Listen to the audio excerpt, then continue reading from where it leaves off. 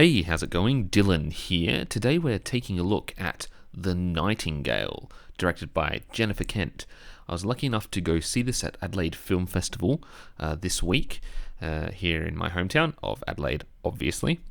And thank you very much to Adelaide Film Festival for providing me with passes and inviting me to come along. Much appreciated as usual. This film, I went into The Nightingale with a simple knowledge that it was a story of revenge, set in Tasmania during the early days of colonialism. After the screening at Adelaide Film Festival, I legitimately feel blown away by this film. Being a revenge film, something has to happen to the main character, obviously, to send him or her on a path of revenge. And my God, do we have an utterly bone-shattering setup here. Not far into the film, we get our point of no return, which was so confronting and brutally violent that for one particularly stomach-churning moment, I simply just had to look away. I couldn't watch.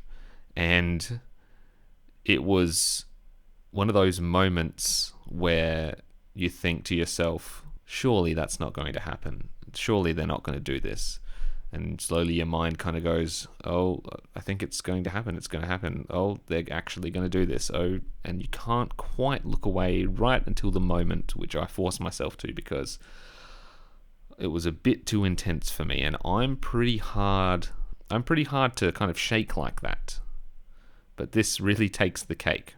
Half the audience probably also kind of looked away during that moment. And there were quite a few walkouts during that scene. Even someone sprinting out of the cinema. It was that intense.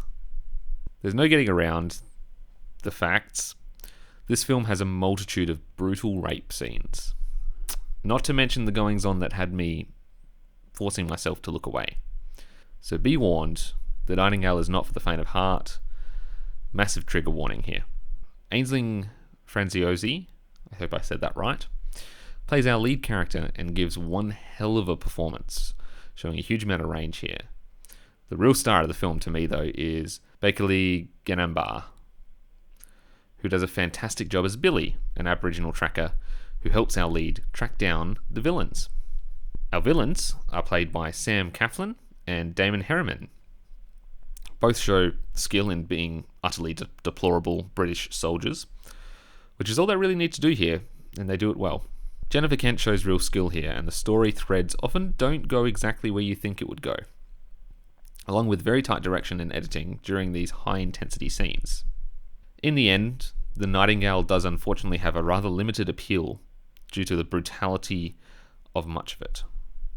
However, I think that it is something to be seen, as it can be unique in multiple ways, other than just being a revenge thriller.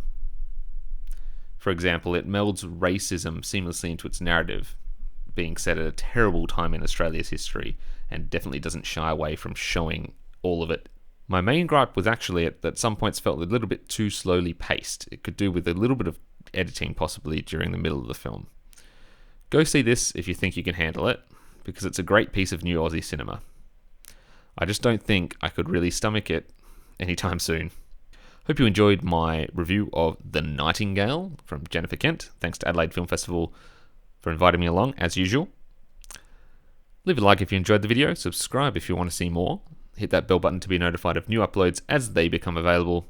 Hit me up on Twitter or in the comments, always open for a chat. Until next time, take care.